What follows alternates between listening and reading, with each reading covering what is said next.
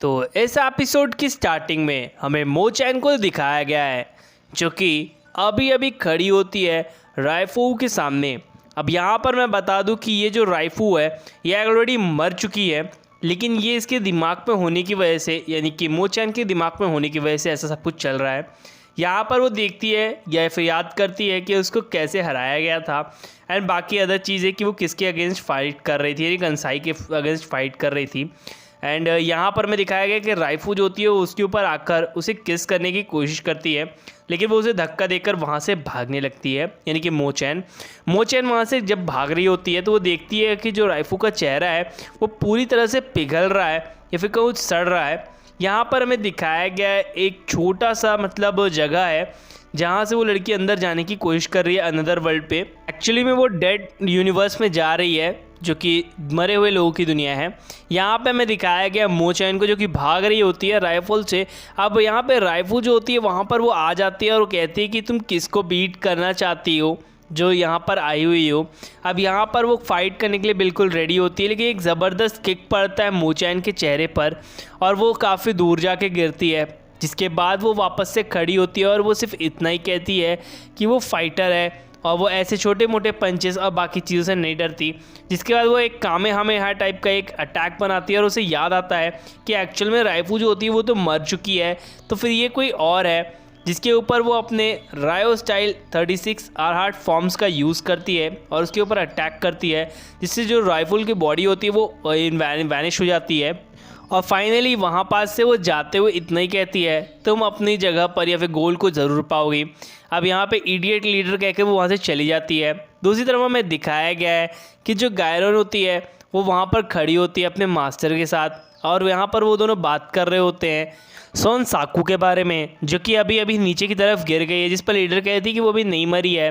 दूसरी तरफ हमें दिखाया गया है ताकेज़ोऊ को या फिर कहो शिनमैन को। अब ये जो शिनमैन है वो काफ़ी ज़्यादा ताकतवर वॉरियर है जिसको हराने के लिए फर्स्ट टाइम पे गैनर्यो आई हुई थी और यहाँ पास से उसने फ़ाइट करने से मना किया था। तभी गैनर्यो ने अपनी स्वॉर्ड बाहर निकाली थी कि जो हमारी जो शिनमैन होती है वो उसके गर्दन पर ही अपनी स्वॉर्ड रख देती है, जहाँ से कुछ बूंदें खून की नीचे की तरफ गिरती हैं और वहाँ पर अपनी स्वॉर्ड को गड़ाने के बाद चली जाती है और कहती कि वो यहाँ से क्विट कर रही है। लेकिन यहाँ पर वो पूछती कि फेलर का मतलब क्या है, तो यहाँ पर वो जाते जाते सिर्फ ताकेज़ाऊ को ये कहती है कि वो सिर्फ अपने मन में थ्रिल लाना चाहती है। और यहाँ पास से में सीन को प्रेजेंट में दिखाया गया है जहाँ पर हमें पता चलता है कि जो गैनरू होती है वो अभी भी फाइंड कर रही होती है ताकेकाज़ू शिनिमे को और उन सभी चीज़ों का मतलब समझ सके कि फेलोर का मतलब क्या है।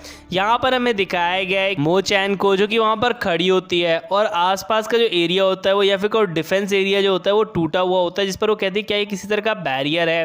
तभी यहाँ पे पीछे वही लड़की आ जाती है जो कि अनदर वर्ल्ड में आना चाहती थी।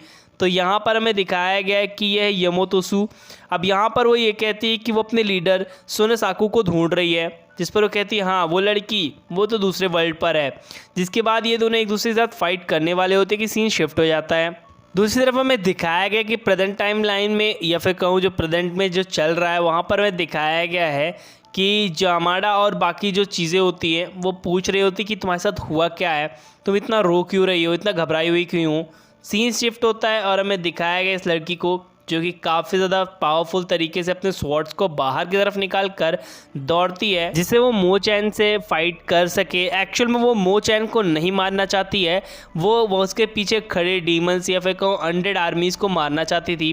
जिसके बाद वो काफ़ी सारे अनडेड आर्मीज़ को मारती है। अब दोनों मिलके उन अनडेड आर्मीज़ को हराने लगते हैं जिससे वो इस मैच को जीत सकें, लेकिन वहाँ पे काफ़ी ज़्यादा मात्रा में वो लोग आ रहे होते हैं जिससे वो फंस जाते हैं। सीन शिफ्ट होता है और हमें दिखाया गया सन साकू को, जिसे याद नहीं होता कि वो कैसे गिरी थी, लेकिन कुछ समय बाद वो सोच में पड़ती है कि वो यहाँ पर क्या कर रही है।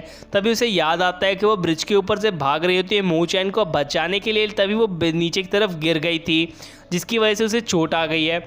अब यहाँ पर वो थोड़ी देर में होश के लिए तो आती है लेकिन वापस से बेहोश हो जाती है और सीन वापस से मुड़ जाता है हमारे मो चैन के ऊपर। यहाँ पर वो कहते हैं कि तुमने काफ़ी अच्छी फाइट करी है, जिसके बाद ये दोनों काफ़ी ज़्यादा खुश होते हैं और कहते हैं कि सनसाको के पास हमें चलना चाहिए।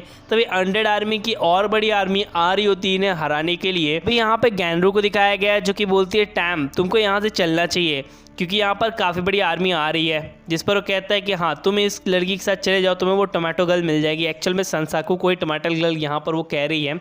अब जो टैम होती है वो कहती है कि तुम इस मो चैन को लेकर जाओ इस हेल से।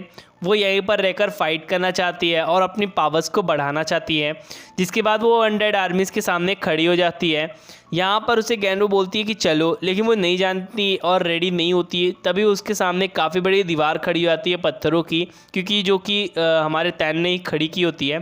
टैम वापस से जाती है फील्ड पर और काफ़ी अच्छी फ़ाइट करती है। उसे काफ़ी ज़्यादा मज़ा आ रहा होता है इस फाइट में कि तभी उसका हाथ ज़ख्मी हो जाता है। सीन शिफ्ट होता है कुछ दूर चलने के बाद हमें दिखाया कि जो गैंडो होती है वो कहती है कि वो भी जा रही है। अब यहाँ पर उसको उसके मतलब पता चल चुके थे, जो भी उसके जो टीचर थी उसने बताया था। वैल्रो का मतलब थ्रिल था।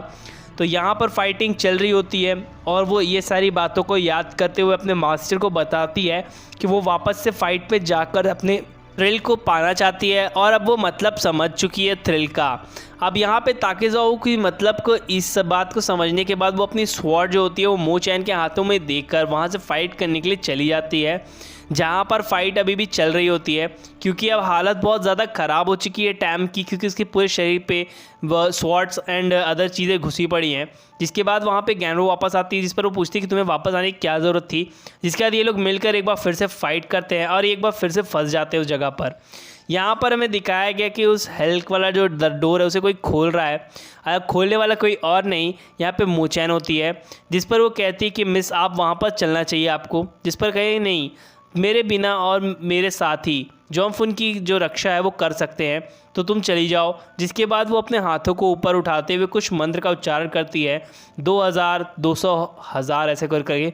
यहाँ पे ताकेज़ावा का मतलब जो कि वर्ड्स था वॉलर का मतलब ये था थ्रिल, जिसे पाने के लिए गैंडो वापस आई होती है। और इसके बाद वहाँ पर वो जो अनडेड आर्मी होती है उनके ऊपर छा जाती है और हमें उन दोनों का फेस नहीं दिखता।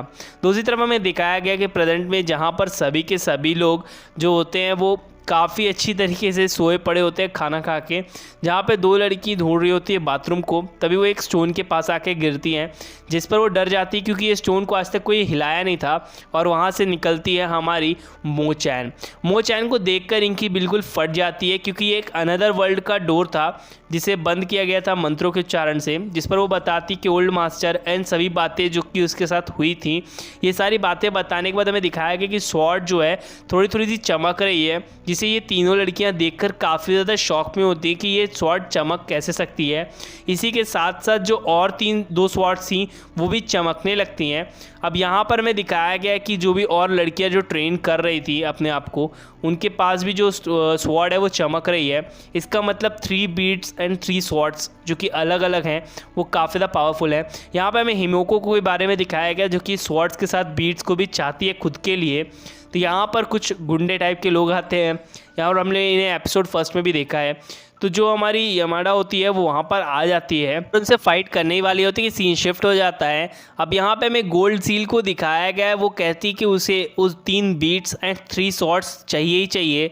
जिसके बाद वो उसको, मैं या फिर कहूँ गोल्ड जो हेलमेट होता है उसे अपने सर पर पहन लेती है। और ये हिमोको जो होती है वो कुछ शायद बुरे इरादों के साथ वो तीनों या फिर कहूँ 6 चीज़ों को चाहती है, 3 बीट्स एंड 3 स्वॉर्ड्स को। अब पानी में कुछ हलचल हो रही होती है, जिसके बाद सीन वहीं पर कट हो जाता है और एक्सप्लेनेशन आज की यहीं पर एंड होती है।